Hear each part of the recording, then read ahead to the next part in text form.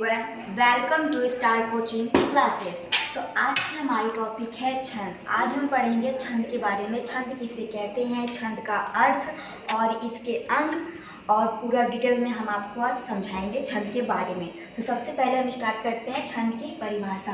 तो यहाँ पे आपको दिख रहा है जो लिखा गया है, बंधन युक्त रचना को छंद कहते हैं। इससे तात्पर्य ये है कि जो भी शब्द हम लिखते हैं उस पर जो भी मात्राएं हम लगाते हैं उसको हम बंधन युक्त बोलते हैं। तो इसलिए बंधन युक्त रचना को हम छंद कहते हैं। इसके बाद आता है हमारा हिंदी साहित्य कोश के अनुसार अक्षर, अक्षरों की संख्या एवं क्रम, मात्रा गणना तथा यति गति से संबंधित विशिष्ट नियमों से नियोजित पद रचना को हम छंद कहते हैं। ये इसमें दिया गया है यति गति, इसके बारे में हम आगे पढ़ते हैं। आते यहाँ पे छंद के अंग। तो छंद के 6 अंग होते हैं। सबसे पहला हमारा आता है चरण, दूसरा वर्ण, तीसरी मात्रा, उसके बाद यति गति, फिर तुक। के अंग में सबसे पहला जो हमारा होता है, सबसे पहले आएगा हमारा चरण। अब पढ़ते, प्रत्येक छंद के चरणों में विभाजित होता है, इसे पद भी कहते हैं। छंद में प्रायः 4 चरण होते हैं, जैसे दोहा और चौपाई। दूसरा हमारा है वर्ण। भाषा की सबसे छोटी इकाई को वर्ण कहते हैं। इसकी गणना करते समय चाहे लघु हो या दीर्घ हो, इन्हें एक ही माना जाता है। जैसे आ, बड़ा आ, छोटी ई और ऊ। इसमें जो भी जब भी हम वर्ण के बारे में पढ़ेंगे, उस पर चाहे छोटा, चाहे लघु हो, चाहे दीर्घ हो, चाहे छोटा हो आ हो, चाहे बड़ा हो, हम सबको एक ही मानेंगे। इसके बाद तीसरा हमारा आता है मात्रा। मात्रा से अभिप्राय उच्चारण के समय से है। गुरु में लघु की अपेक्षा 2 गुना समय लगता है, इसलिए जहाँ पर मात्राओं की गणना होती है वहाँ लघु के लिए 1 और गुरु के लिए 2 माना जाता है, 2 गिना जाता है।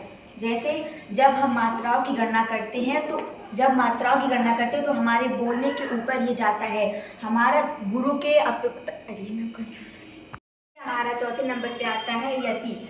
छंद का पाठ पढ़ते समय कहीं कहीं पर क्षण भर के लिए रुकना पड़ता है, उसे यति कहते हैं। जैसे जब भी कोई कविता या दोहा या कुछ भी पढ़ते हैं तो उस पर हमारा आ जाएगा, सबसे पहले या तो हमारा पॉइंट आ जाता है रुकने वाला, या तो क्वेश्चन मार्क आ जाता है, या तो हमें रुकना पड़ जाता है, तो उसे हम यति बोलते हैं। और उसके बाद हमारा आ जाता है गति। कविता का पाठ करते समय कर्ण मधुर प्रवाह को गति कहते हैं। इससे तात्पर्य ये है कि जब भी हम कविता पढ़ते हैं तो उस पर कहीं कहीं हमारी आवाज़ को भारी करना पड़ता है, तो उसे हम कर्ण कहेंगे। और मधुर, कभी कभी पढ़ते समय हमें एकदम स्लोली, एकदम धीरे पढ़ना पड़ता है, तो उसे हम मधुर कहते हैं। इसलिए कविता का पाठ करते समय कर्ण मधुर प्रवाह को हम गति कहते हैं। तो उसके बाद हमारा लास्ट में आता है तुक। कविता के चरणों के अंत में आने वाला समान वर्णों को हम तुक कहते हैं।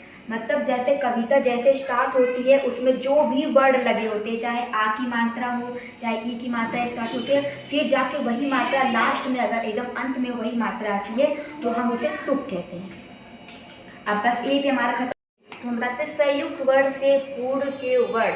संयुक्त वर्ण हमारे यहाँ पे है निंदर। तो निंदर में संयुक्त वर्ण से पहले जो हमारा रहेगा उसको हम गुरु मान लेते हैं, और गुरु का जो हमारा सिंबल है ये है वक्र वाला एस। तो यहाँ पे हम इसको डाल लेंगे, और जो इसके बाद जो हमारा रहेगा उसको हम लघु मान लेते हैं, और लघु का सिंबल हमारा हमेशा 1 रहता है, तो इसमें हम ऐसे लिखेंगे, इसको हमारा हो जाएगा।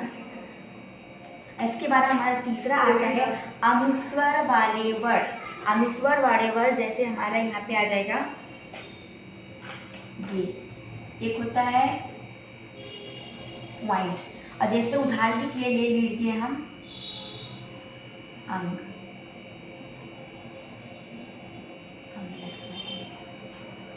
अनुस्वर वाले वर्ण को हम गुरु मान लेते हैं। जहाँ पे ये अनुस्वर हमारा लगेगा हम उसको हमेशा क्या कहते हैं, गुरु मान लेंगे, और उसके बाद वाला तो हमारा लघु है ही। तो इसके लिए हमारा सिंबल इसमें लगेगा, ये रहेगा गुरु का, हम ये इसमें वक्र वाला एस डाल देंगे, और इसमें जो हमारे सिंबल रहेगा ये 1 रहेगा। तो ये हो जाएगा इस तरीके से। फिर इसके बाद हमारा चौथा पॉइंट आता है विसर्ग वाले वर्ण। इसमें और पॉइंट बता दो। इसमें एक हमारा और पॉइंट छोड़ के आप बता रहे हैं, इसमें जो हमारा ये रहेगा, ये अनुस्वर वाले में अगर यहाँ पे सिर्फ पॉइंट ये बिंदु वाला रहेगा तो इसमें हम इसको क्या कहते हैं, हमेशा गुरु मान लेंगे। और उसके बाद हमारे तक चंद्र बिंदु वालों को लघु माने जाते हैं। अगर इसी जगह पे हमारा जैसे यहाँ पे हमने ये सिर्फ अनुस्वर लगा, इस पर सिर्फ पॉइंट लगी, अगर इसमें हमारे ये आता है चंद्र बिंदु, ये सिर्फ बिंदु है, अगर चंद्र बिंदु आता है जैसे मान लीजिए चांद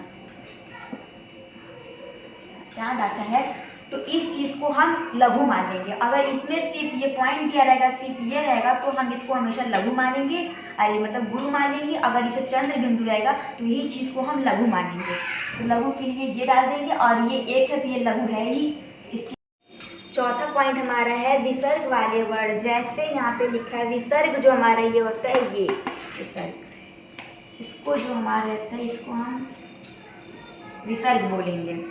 विसर्ग वाले वर्ड जैसे यहाँ पे हमारे एक उदाहरण में दिया गया है दुख, दुख ही हमारा दिया गया है।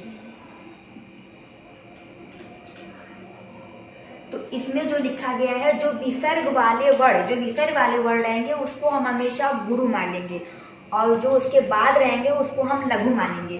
तो इसके लिए जो यहाँ पे हमारा विसर्ग वर्ग किसके लिए लगा है, दुख के लिए, द के बाद मतलब कि ख के पहले लगा है, तो जो विसर्ग वाला जो रहेगा उसके पहले जो लिखा रहेगा उसको हम हमेशा गुरु मानेंगे। और गुरु का जो हमारा ये सिंबल है ये है वक्रा वाला एस, तो इसको हम ये लिखेंगे, और ये इसका हमारा एक रहेगा, इसको हम हमेशा ऐसे एक मान लेंगे। उसके बाद हमारा जो आ जाता है पांचवा पॉइंट, कभी कभी चरण की पूर्ति के लिए अंत का वर्ण गुरु मान लिया जाता है।